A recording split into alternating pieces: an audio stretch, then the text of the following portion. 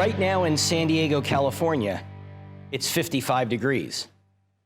Right now at the South Pole in Antarctica, it's minus 55 degrees. In the highly unlikely event of a 110-degree temperature change, I'm prepared.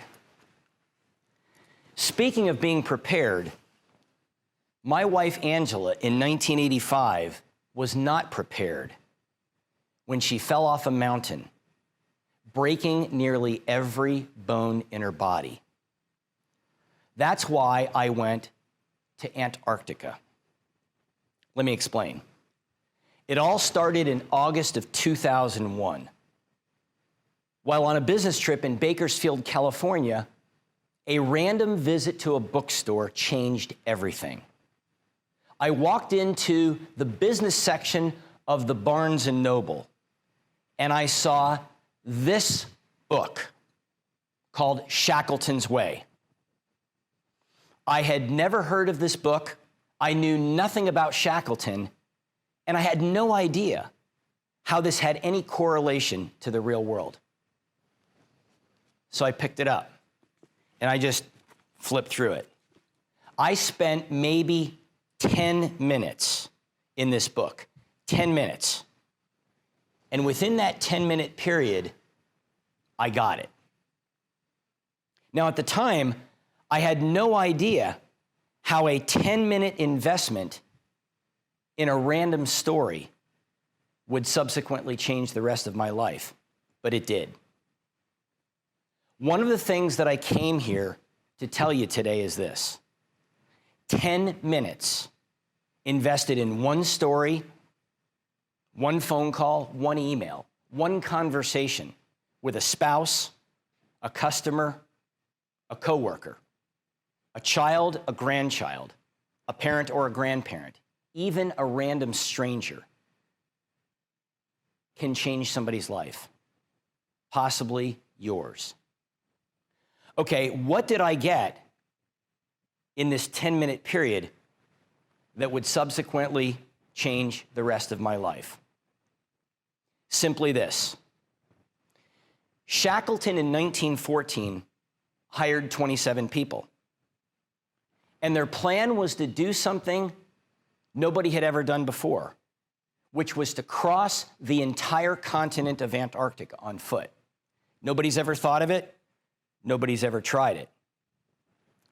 And when I saw this, standing there in the aisle of the bookstore on that random day in August 2001, I thought to myself, the creativity, the courage, and the character that it takes to do things you've never done before is extraordinary. And then I thought to myself, you know, the need to do things we've never done before is ever apparent. I mean, look at 2020, right? The entire world has been forced to do things they've never done before. But even during non-viral times, if we want to make a change in our life that we've never made, if we want to get a result we've never gotten, if we want to start a habit or break a habit that we've never started and never broken, if we want to learn, do, or become anything we've never learned, we've never done, and we've never become, we too are going to have to do something we've never done before. So I was so inspired. All of this was going through my head as I stood in the aisle of the bookstore on that day in August of 2001. So of course I bought it. Then I bought another one, and I went a little bananas with it. And eventually, it took me all the way to Antarctica. I'm going to get to that in just a little bit. But I want to go back to Shackleton's story. I'm going to give you a brief overview of his story. Now, the plan was to go all the way across the continent on foot, 1,800 miles. Now, we all know things do not always go according to plan. In their case, they didn't plan on the ship getting stuck in the ice just 20 miles short of the coastline of Antarctica. They didn't plan on the ship then being crushed under the pressure of the ice. They didn't plan on living on ice floes in the middle of the Weddell Sea for months. They didn't plan then on having to go 7 days and 7 nights in 3 life rafts in order to get to land for the first time in 497 days. They didn't plan then on sending 6 of them, including Shackleton, 800 miles across what's called the Southern Ocean, the roughest ocean on Earth. This is a 23-foot engineless dinghy. Picture this. They didn't plan then on sending a rescue crew back to Elephant Island. And on the 4th attempt, they got back there in 1916, August of 1916. And lastly, they certainly didn't plan on all 28 people surviving. But that's exactly what happened. It is one of the most compelling stories in recorded human history. It is full of lessons for second graders, soccer moms, business people, fill in the blanks. Now, this particular expedition was Shackleton's 3rd into the Antarctic. On 2 previous expeditions, he was trying to be the first person to get to the South Pole. This started in the early 1900s. Now, after 2 of those attempts to get to the South Pole, which failed, meaning they didn't get all the way to the pole, they got part of the way, but then they had to turn back for safety reasons. There were 2 of Shackleton's competitors that beat him to the goal. This was the famous Amundsen-Scott race to the South Pole story. It's a very well-known story that took place in 1911 and 1912. So Shackleton's goal now has been attained by 2 of his competitors. So that's when he came up with the new plan that the story I just alluded to, where they were trying to go across the entire continent. Now that one also failed. You realize they never even made landfall. So of course this was a large failure. But yet everyone survived. So was it a success or was it a failure? It's funny how you can look at the same story from different angles. I had a speaking engagement years ago. I'll never forget this. I was in Philadelphia. And after I was finished, one of the participants was a CEO of a particular company. And he came up to me and he said, "I could never hire this guy Shackleton." And I said, "Why not?" He said, "He's 0 for 3. I can't afford to have anybody on my team that's 0 for 3. And it was funny because another participant overheard this conversation and he interrupted. He looked at the guy and he said, "Are you out of your mind?" He goes, "I've been looking for a guy like Shackleton my whole life." If I didn't even have a place on my team for him, I would create one. That's the kind of guy I need as a leader. And it's funny how you can look at the same facts of the same story and you can see it in 2 different angles. So the question becomes, was he the biggest failure or the greatest leader? I'm going to let you come to your own conclusion. But I want to shed some other light on Shackleton to help you answer that question. Now, Shackleton was quite an amazing person. He was very passionate about excellence. One of the factors that led to the 28 people surviving was the fact that they had a very competent team of people.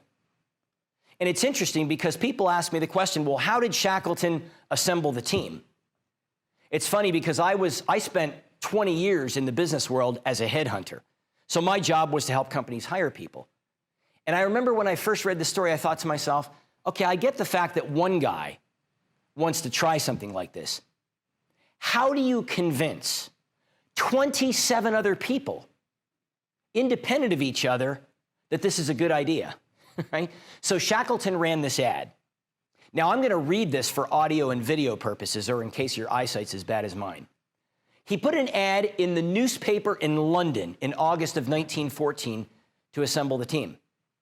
And it said, "Men wanted for hazardous journey, small wages, bitter cold, long months of complete darkness, constant danger, safe return, doubtful," my favorite word, honor and recognition in case of success, and he signed it.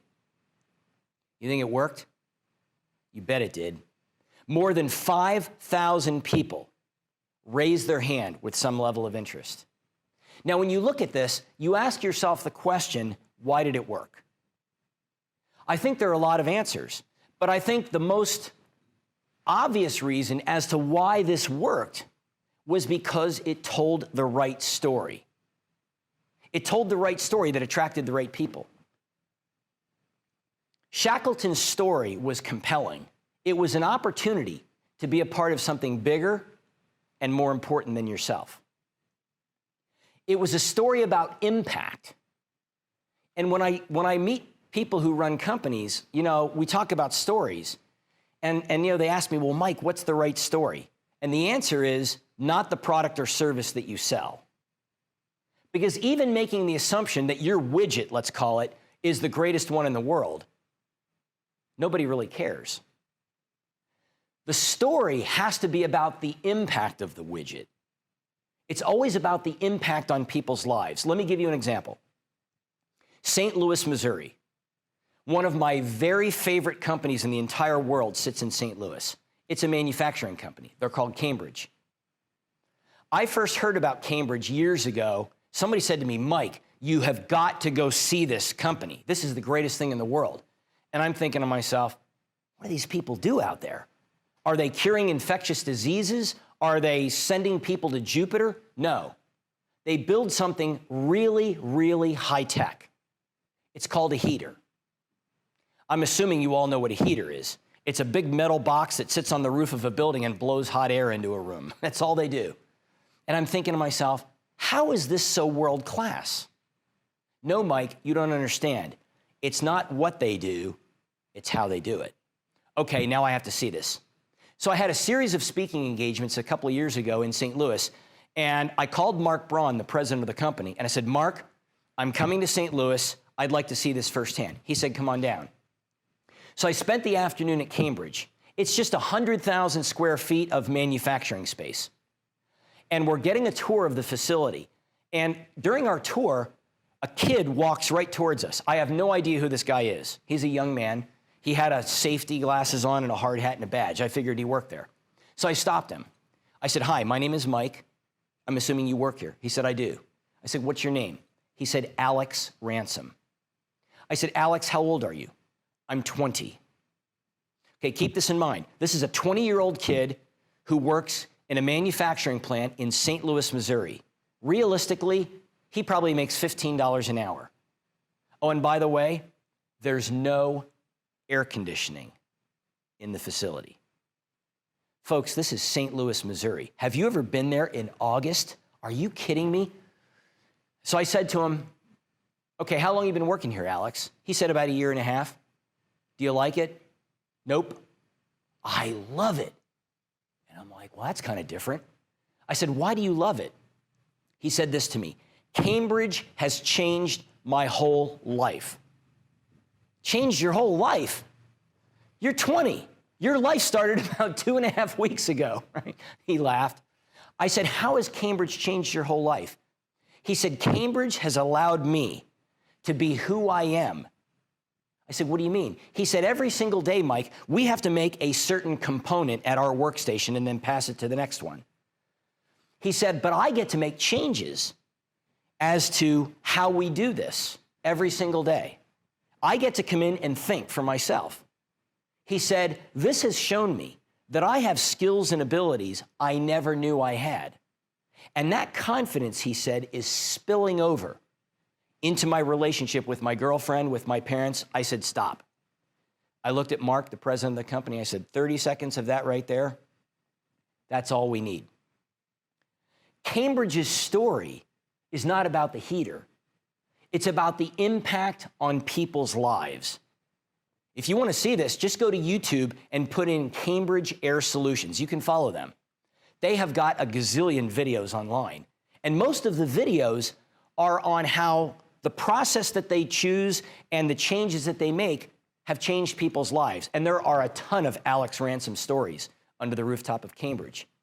They tell a compelling story about impacting people's lives. Shackleton did the same thing. He was passionate for excellence, and it showed in the story he told, and it was reflective in the crew that he had. He had a very competent crew. So Shackleton was very passionate about excellence. Next, Shackleton was full of integrity. And this manifested itself in the trust exhibited by the people. Now you see the numbers 249 on the screen. I'm going to explain. Shackleton's people trusted him. After Shackleton's first journey into Antarctica, when he signed up for the second one, 2 people from that first team joined him. When Shackleton signed up for the third expedition, 4 people joined him. And when the third journey concluded and he signed up for a fourth journey, 9 people from 27. After being stranded and shipwrecked for 2 years, 9 of those 27, 1/3, followed him. It's not surprising. Shackleton had a high degree of trust among his people. And the only way you can breed that kind of trust is by being full of integrity. And Shackleton had that in spades. That was a very, very big part of why they all got out of there alive. Next, he led by example. This is a picture of what they call the all-night watch. When they were on the ice floes and that ship was moving around in the ice before it was crushed, somebody out of the team had to stay up all night and watch for changes in the ice. Because ice is a very dynamic thing, and it shifts and it moves, and all of a sudden it would crack in the middle of the night and they'd have to shift. Otherwise, they'd all fall in the sea. I mean, I can't imagine that. But somebody had to stay up all night. Shackleton would be the first guy to volunteer for the non-glamorous parts of the job. And what's interesting is we know this really moved the needle of the 27 people on his team because all the journals have been recovered. And the most common denominator amongst all of Shackleton's team was the fact that he was really worthy of being trusted as a leader because he set an example. He volunteered to take care of the difficult parts of the job, the difficult people. Shackleton really signed up for the hard stuff first. And that really created a lot of trust in his people. Clearly, he led by example.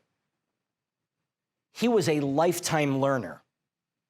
Remember, Shackleton had been on 2 expeditions into Antarctica previous to this one that we highlighted. He also was a student of Roald Amundsen. Amundsen was the famous Norwegian who was the first to the South Pole. Technically speaking, Amundsen was probably the greatest explorer who ever lived. I mean, when you look at the details of how Amundsen planned and set his expeditions up, it was meticulous to the nth degree. Shackleton was a student of these guys. A lot of the planning that went into Shackleton's trip came from insights he learned from others, including Amundsen. He was a lifetime learner, no question about it. Shackleton had a lot of balance in his life, a lot of balance. And the balance is exhibited mostly in this image. Are we going to live or are we going to die? Now, in that expedition where their plan was to go across the entire continent, Shackleton had to make some decisions on his feet midstream. Do we keep going? Do we retreat? Do we do this? Do we do that? And one of the things, after the ship got stuck, this is an interesting photograph. This is one of the more powerful ones in the story. The ship was stuck. Now, they tried to free the ship. They literally used handsaws to try and saw through that sea ice that was around the ship. That sea ice was 6 meters thick. Let me help those of you from the United States. That's about 20 feet of solid sea ice. And obviously that's kind of futile. So then Shackleton told his people, okay, put the saws down. We're going to play a game. Now you're thinking to yourself, well, hold on a minute. They're in the middle of the sea. A ship is a must-have. That's true. And this activity has no correlation to freeing the ship. Yet this is one of the smartest things he could do. Because the message he was sending to his people was, let go. Let go. Let go of the things you have no control over. Saving your time and your mental hard drive space to focus on the things you do have control over. And I remember when I first thought about this, when I saw this image, I thought to myself, how much of things on a day-to-day basis do I have to let go of? Mistakes, regrets, COVID, is the economy going to recover? Who's going to be president of the United States? Hey, there are a lot of things out there surrounding us, unanswered questions. Let them go. Let them go. Bad people, bad decisions, bad circumstances, we all have them in our life. Let them go. Every time I see this image, I think about what I have to let go of. My question for you is, as you move forward in your life, what do you have to let go of? Chances are there's a lot of things to let go of. Now, when there's a visual reminder in front of you, it makes it a lot easier. That's why I suggest you get a copy of this image and you blow it up. I have an 8x10 on my wall, and I wrote across the top, let go. I look at this image every single day, and it's a constant reminder of things that I need to let go of. Now, if you'd like a copy of this image, I can send one to you right now. You're going to like this. All you're going to need is a smartphone. So you go to the texting feature of your phone, and here's what you do. You text the word conquer. That's spelled without a K. Send the word conquer to the short code 33777, 33777. Then you put your email address in, because that's where the file's going to get sent. And then you get a file, and it contains 2 PDF documents. One of them is a digital image, a high-resolution image of this picture. The other one is a copy of a book I've written called Leading at 90 Below Zero. That's for you. Shackleton constantly was talking about this. Shackleton had a huge respect for other people. The image that you see there is the image of a party. Now, what happened was, after the ship had gotten stuck in the ice, Shackleton decided to throw a party. But this is not a party the way you're thinking. It's not Hanukkah, Christmas, New Year's, a birthday, or any other recognized holiday. This is a holiday he created. He called it Midwinter's Day Celebration. Now, you ask yourself the question, well, what is that and why is it significant? Well, if you remember, it's dark for 3 months of the year, so it's a little depressing. So what he did was, when the sun got halfway through the cycle of the winter season, and now it was moving back towards the earth, and the days would eventually get longer, they celebrated. This changed the culture of the 28. It was timely, it was sincere, and it was meaningful to the people on his team. And the need for this today is so apparent, right? The average level of employee engagement, Gallup has done these surveys like since the day the Earth's been spinning, and the average is about 30%, 30%. That's terrible. Well, a big part of the reason why this is the case is because we haven't done a good enough job to really respect other people by honoring them and recognizing them in ways that are timely, meaningful, and sincere. Let me give you a couple of examples. My old boss, George Hubbard, best guy I've ever worked for in my life.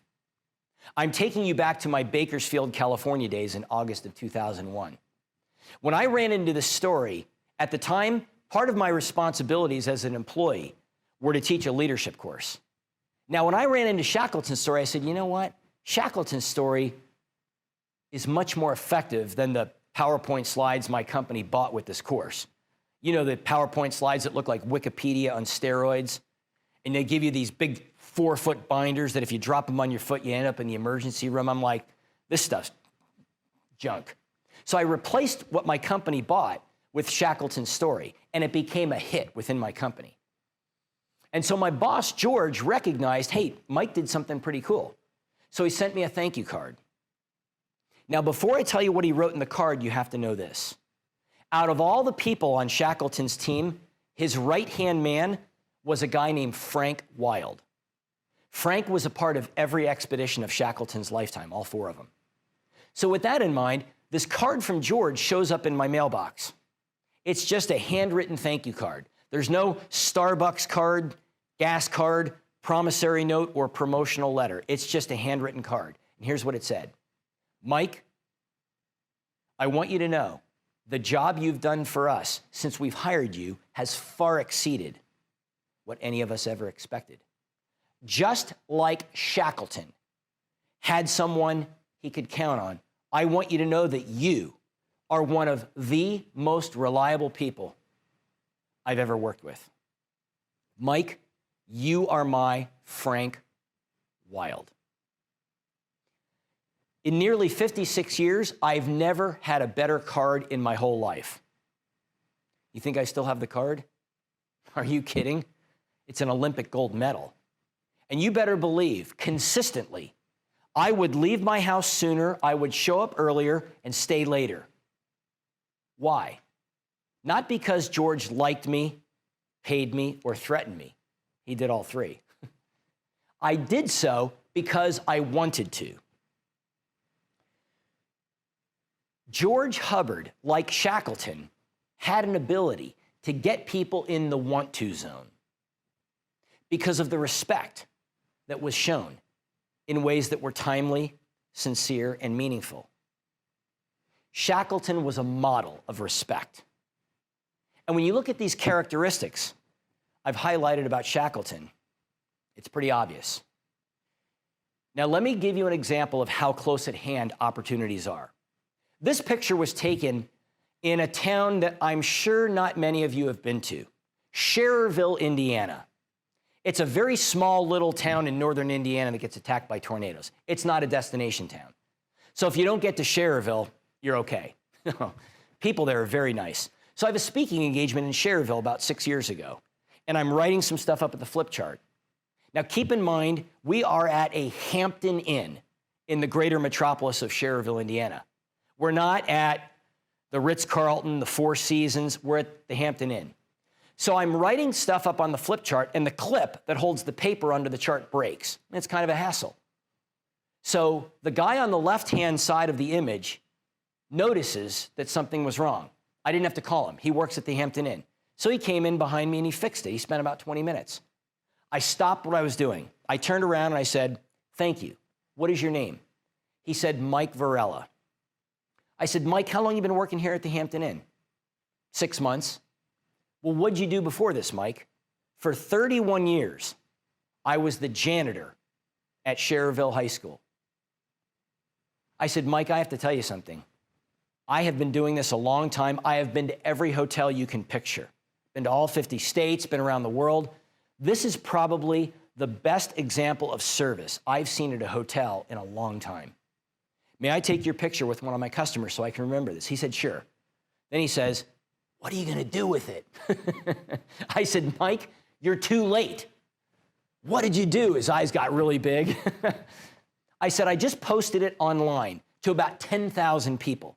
Best service I've seen in years. Thanks to the Hampton Inn of Schererville, Indiana," and I tagged them, "and Mike Varela." Mike starts to cry. I said, "Mike, let me ask you a question. In all 31 years of serving the kids at the high school, how many times have people stopped and said thank you the way I just did?" I will never forget Mike's response. He looked at me and he said this, "I've never seen this in my whole life." And I thought to myself, how many times does a Mike Varela walk right in front of me? Every hour of every day, a Mike Varela shows up in the form of a customer, a coworker, a friend, a stranger. Somebody shows up named Mike Varela consistently. But do I stop and say thank you in a way that's timely, sincere, and meaningful? Not often enough is the answer. And we justify it. Well, I can't stop. I'm busy. I got a schedule, I have an agenda, I have a quota, I have a plan. We'll wave it, Mike, as we're going by at 80 miles an hour. We need to stop in these intersections and say thank you to the people around us. Makes a big difference to them. Shackleton understood respect. So when you look at these characteristics, he was passionate about excellence. It was reflective in his team. He was full of integrity. He had people following him, and they kept following him, following him, and following him because of his integrity. He was a lifetime learner. He led by example. He led a balanced life, and he clearly had respect for other people. Shackleton was the ultimate pillar. The ultimate pillar. And I know that pillar is meaningful to all of you, and that's why I put this section in the story for you. Because the challenge is to be a better pillar to the people around us, to your customers, to your coworkers, to your friends, to your families, to complete strangers. This is what the world needs. You can start to see why I became excited about Shackleton. So I made a decision. Okay, I want to walk in this guy's shoes. I want to go to Antarctica. So in February of 2005, I read an article online that said there's a company out of London, England, that's going to put on a marathon in Antarctica for the first time ever. It was going to take place on an ice shelf located 600 miles from the South Pole. So I said, I'm going to go. Now you have to understand something. I am not a marathon runner. I hadn't run a marathon in 20 years prior to this. But remember, I'm not looking to go down there to win this thing. I'm not looking to go down there to run fast. I'm looking for a struggle because I want to walk in the shoes of my hero. So obviously, the harder this is, the bigger the struggle, the more closely I'm walking in the shoes of Shackleton. So how do you get to Antarctica? Well, the first place you have to get yourself to is the end of South America, which is really far away. Then you get onto this windowless Russian cargo plane, flown by 3 Ukrainians who did not smile for 5 hours. You've all seen the movies, you know the faces. So the plane lands. It drops us off. I'm the only one from North America. And we go, and we go, and we go, and we go, and we really go. Now, here's the question people ask me most often. Was it hard? Not really. They look at me like, you got to be kidding me. Well, okay, on the one hand, it's 26.2 miles. That's pretty far.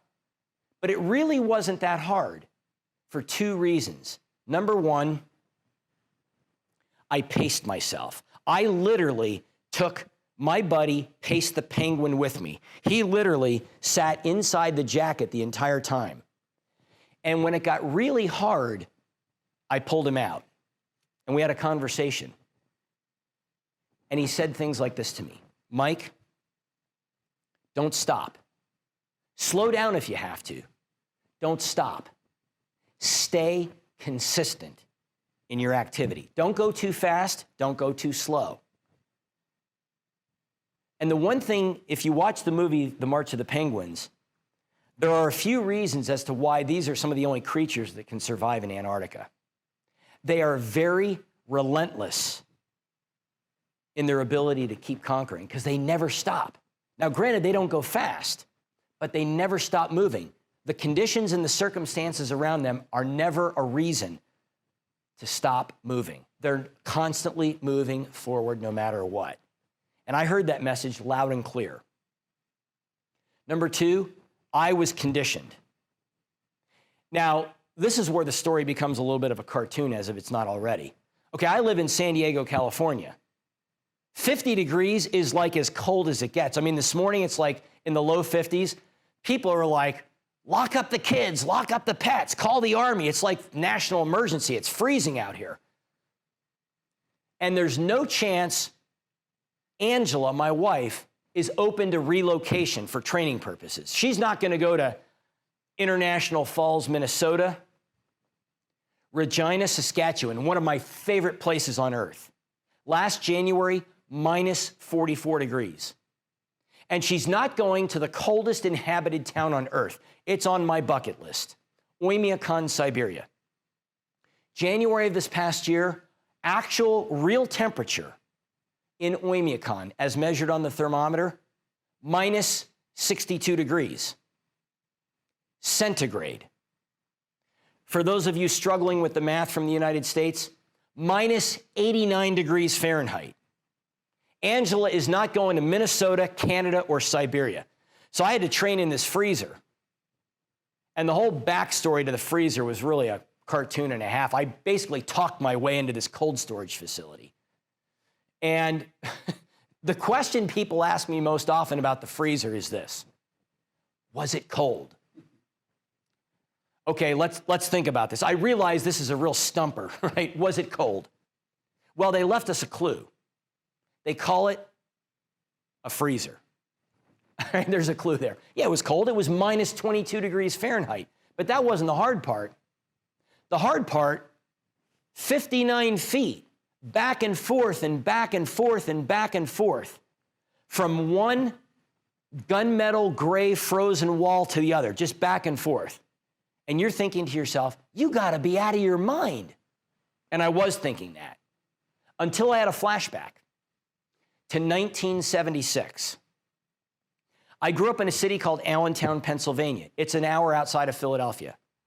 It was a random Thursday night hockey practice at 623 North Hanover Street in Allentown, Pennsylvania, the Ice Palace hockey rink. Ed, one of my 3 coaches, skates up to me.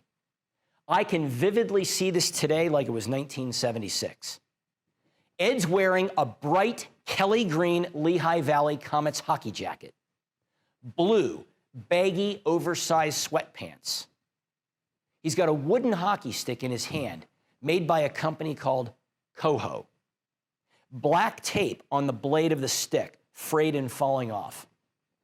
Ed looked at me on that Thursday night, and this is exactly what he said to me. Mike, you will play the game the way you practice. If you choose to make the practice harder, the game goes easier. He skated away. That was a 15-second encounter at best.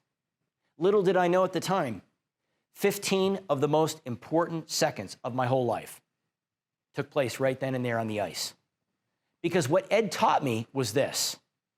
He taught me to see difficulty as an ally, not as an enemy. My whole paradigm changed. And every time I went to a sports practice from that day forward, I looked forward to the difficulty. I looked forward to the fatigue, because I knew it was building the most important muscles in the entire body, the muscle of confidence and the muscle of discipline. Because of the difficulty. I started to see difficulty as something to embrace, not something to run away from. And little did I know that this paradigm shift would serve me in ways outside of sports that were far more important than that. And I'm going to get to that in just a bit. But let's talk about incentive. This is what you get when you run a race. It's what you get for $100. T-shirt, a medal, and a beer. Well, in the case of Antarctic, it was a whole lot more than $100. It's about 25 grand to do this. I'll never forget the first time I told Angela, she's like, what is this thing going to cost us? And I told her, and she's like, you're paying them or they're paying us, right? Okay. So you get a medal. Now, the question people asked me was this: what was your time? I look at them like, do you not understand? I went to the moon. Time? 7 hours and 15 minutes. 9 runners, 9th place. But I felt like an Olympic gold medalist, because my goal was not to go down there and beat everybody. My goal was not to run fast. My goal was to be out there as long as possible. I was looking for zero visibility, strong headwinds, and something that was very, very difficult, because I wanted to walk in the shoes of my hero. So of course, the longer I'm out there, the better my experience. But some of the people came to win the race. We had some people that came to run a specific time. Everybody came for a different reason, which meant that everybody had a different definition of a gold medal. Now, here's the thing we have to understand for all of us. All of us have an Antarctica in our lives. All of us do. The only question is what is it? And why are we running toward it? Human beings are driven by one of three things. What am I going to learn, do, or become? What am I going to learn, do, or become? When you start to answer these questions, this is when you really get down to the definition of what your Antarctica is. My dad's gold medal in life. My dad spent 31 years as a financial controller for a chemical company in Pennsylvania, Air Products and Chemicals. So he was a math guy. Now, my dad's gold medal in life was not the number he had to hit with the company. My dad's gold medal in life was raising his two kids, me and my sister Lee. Now, here's how my dad's professional life impacted his personal life. Because remember, your professional and your personal life are two wings of the same airplane. That's why you've heard the expression, how you do anything is how you do everything. So my dad taught me arithmetic when I was 5 years old. This was 1970. I can still remember this vividly. He taught me basic arithmetic by counting coins, literally, pennies, nickels, dimes, and quarters. If I got the problem right, I kept the money. If I got the problem wrong, he kept it. Now I'm learning incentive. Okay, so I'm starting to learn the math. I'm starting to figure it out. I'm starting to accumulate the money. Dad makes me put the coins in something called a piggy bank. Some of you remember what those are, okay? So the piggy bank gets full. Where does Dad make me take the piggy bank when it's full? To the bank. 5 years old in 1970. Get the piggy bank and get in the car. Where are we going? We're going to the bank. To the what? Get in the car. All right, I trusted him. We go to the First National Bank of Allentown, located on Hamilton Street. I can still remember this, 23rd and Hamilton. We go in the bank. He says, take out all the money. Okay, I take out all the money. 90% of it goes to the people behind the counter. What do you mean it goes to them? That's my money. I got the problem right. Mike, you don't understand. It's still your money. Remember, I'm 5. It's still your money. We're going to let the bank borrow it, and a customer will then use it and return it. Now, for the right to use your money, they're going to have to pay the bank extra. That's called interest. Mike, for every dollar of interest they pay the bank will give you part of that interest. So they're not only going to help you save your money, the bank is going to help you grow your money. What a novel idea. Okay, there goes the 90. What about the 10? Dad said it's a reward, anything you want. Now, my dad was astute enough to encourage me to take part of the 10 and give it to somebody who needed it more than I did. And because my dad was so focused on what his real gold medal in life was, and he saw the correlation between what he did as a professional and how that impacted his personal life, it taught me basic principles of finance. And to this day, at almost age 56, I've never bounced a check in my whole life. Not once, not close. I've never not made the 30-day window to make the credit card statement payment. I've never missed a 30-day window. And even when Angela and I had very little when we had first graduated from college, we found ways to help people financially who needed it more than we did. All because my dad was focused on what his gold medal was, and he understood that. One of the hardest and most important jobs of a leader is to help the people around them that they're responsible for understand the correlation between how you do your job and how the choices and paradigms and habits here follow you here. Very, very important. Now, why did I really go to Antarctica? Well, at the beginning, I referenced the fact that Angela had fallen off this mountain and had broken her bones in nearly every place, and that's why I went. I didn't know the answer to this question until December 24th, 2018. Angela was in the hospital. As you can imagine, we've had many of these hospital trips with an accident like that. And I spent the better part of the day in the hospital. And it's now 9 or 10 o'clock at night. It's time to come home. I'm tired, she's tired. So I come home. It's Christmas Eve. I walk into my house. It's dark, as in pitch black. There's no lights on. There's no tree. There's no music. There's no kids. There's nothing. I walk into the dark house and it's quiet. As in so quiet, the silence is screaming. And I'm standing there in the dark and in the silence, and I'm thinking to myself, okay, when this episode is all over, is she coming home with me or without me? For the first time in 30 years, I really wasn't sure whether or not she was going to make it through this episode. And this is hard for me. Angela is not only my wife of 30 years, she's the first person I've ever dated in my entire life. Like outside of this, I don't know anything. And I'm standing there and I'm thinking about this. And then I thought about Shackleton. And I thought, he must have been through moments like this. Then I remembered something that Shackleton said when he got back after that 2-year ordeal. He said this: we had seen God in his splendors. We heard the text that nature renders. We had reached the naked soul of man. And as I stood there in the dark, I thought, what is the naked soul of man? That has to be the place in life where difficulty is just caving in around you from all sides, and there's nothing you can do. And then I thought, well, how did he get through this? Then I remembered the picture. He let go. He let go. And I thought, if he were standing here today with me, how would he advise me? What would he say to me to help me through this period of my life? Then I heard his voice. He said, Mike, let Angela go. What do you mean, let her go? This is the first person I've ever dated in my life. I know, Mike. Let it go. Just let it go, meaning be okay with what happens. Look, the doctors are doing everything they can, but we all know they can only do so much. Let her go. Mentally, emotionally, physically, I let her go. Now, fortunately, she made it through that episode. And if she were standing with me here today, you'd never even know there was an incident. It is a miracle. I call her a two-headed cat. You know, cats have 9 lives. I'm like, you've clearly been through more than 9. Right? We laugh about this.